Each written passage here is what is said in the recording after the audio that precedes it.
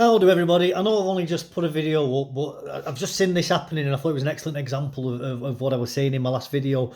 Now, it's just come to my attention that a man called Sam Millet, I think that's how you pronounce his surname, has been sentenced to 2 years in prison. For those of you who don't know, he's a man who went around putting stickers up. Um, Now, these stickers in particular weren't anything overly, what you might call edgy. It was simply saying things that were like, white people don't need to be guilty, and with current immigration rates, white people will be a minority in Britain by 2080 or something. I don't know what the date was, but it was that it was things to that sort of extent. It was nothing. You may say it was rude or unnecessary, but he didn't do anything actually wrong. Well, anyway, the judge today sentenced him to 2 years in prison. Now, I'm going to read out a letter here from his girlfriend, Laura Towler. Now, these people are quite extreme in their beliefs. I do believe, I may be mischaracterising them here, but I do believe that they are white nationalists. I don't think they're Nazis, but I do believe, although I'm happy to be corrected on that, I do believe that they are white nationalists.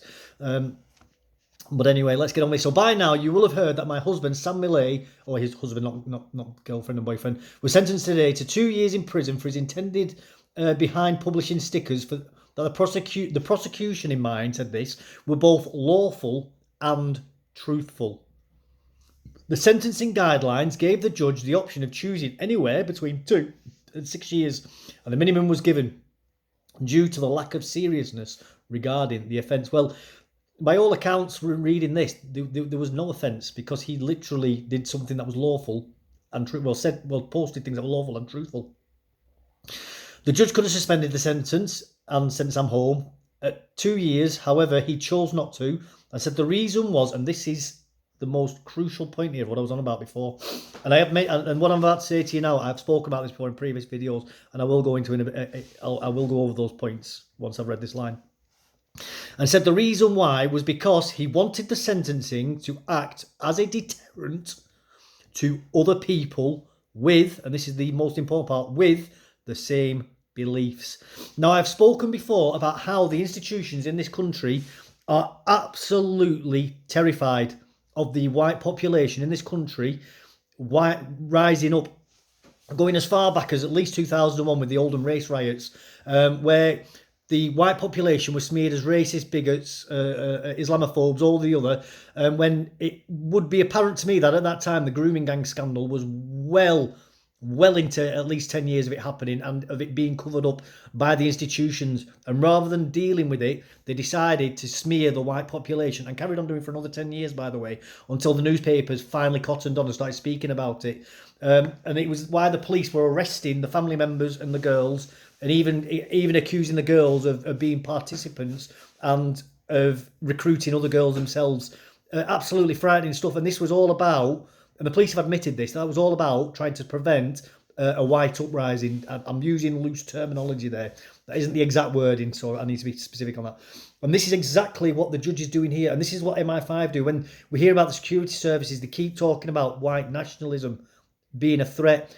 It's not that it is an actual threat, it's that they have wargamed it, and they perceive, because of the population being approximately 85% white, British, in this country, they perceive it to be too much of a security threat for them to be able to deal with if the proverbial effluent hits the fan. Whereas they believe that, say for example, like with the Palestine protest, if that all starts kicking off and going completely wrong, they believe that they can control that in a more reasonable manner, which is why they allow, but another point with that is why they allow that to happen again, is because they believe that it will cause more, and this is part of policing strategy, by the way, tactics. They would rather arrest people behind the scenes at a later date where it won't cause a fuss than arrest them there and then where they believe it will incite more problems. But that is weakness. Whereas you're seeing it like with the football lads trying to get to the cenotaph, please come down on them like a ton of bricks. No questions asked. Nothing at all. And this is what this is about. That's about sending it. It's not about dealing with those football lads there and then. It's about being seen on TV so the rest of the white population sees the police coming down on them like a ton of bricks and saying, get in line, do as you're told, keep your heads down and shut your mouths and be grateful that we leave you alone to pay your taxes in peace. Because if you don't, we're going to come for you like we've come for these. And that's what it's all about, sending a message. That's exactly what this judge is doing here. And this is where whether you agree with these people or not, on their overall, their intended message, whatever, if it is white nationalism, you may find that to be absolutely disgusting. But by turning around and saying these people are racists and bigots and they deserve to get 2 years in prison for doing that, you are then doing the left's work for them.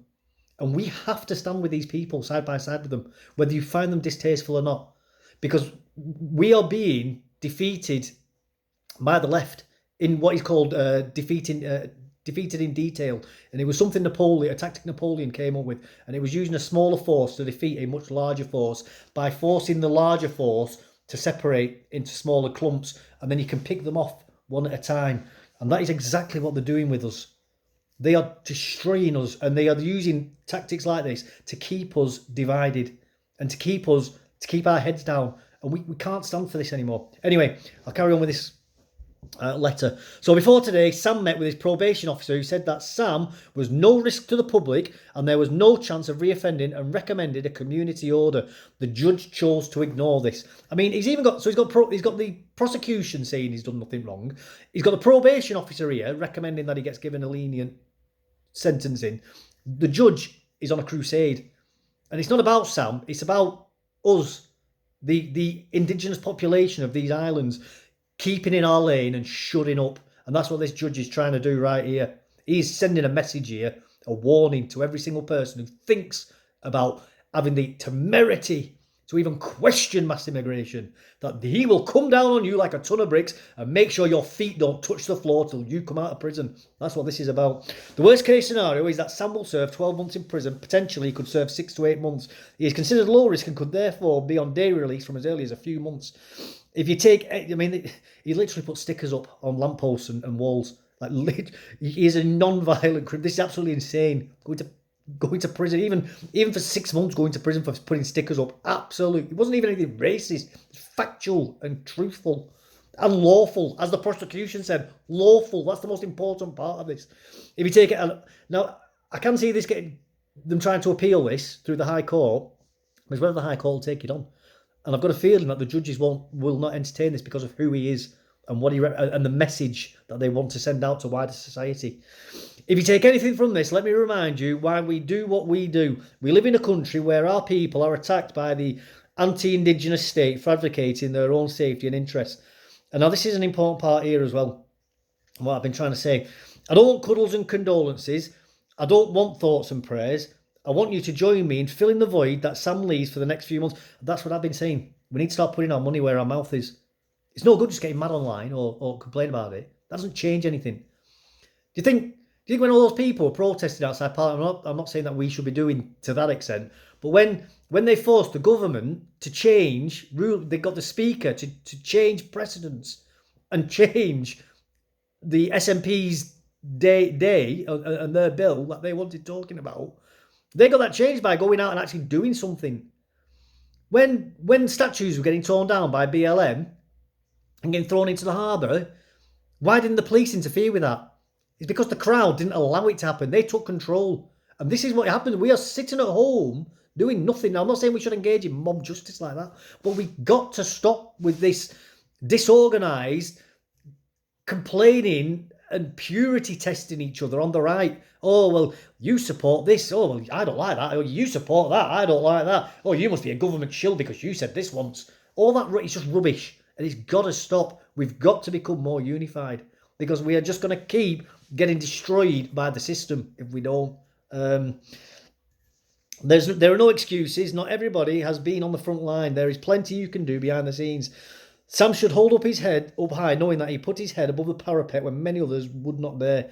He didn't back down at any point over the last 3 years, nor did he take any offer they offered him. He remained defiant for us, and now it's our turn to repay his sacrifice for carrying his flame until he is back. I fully agree with that.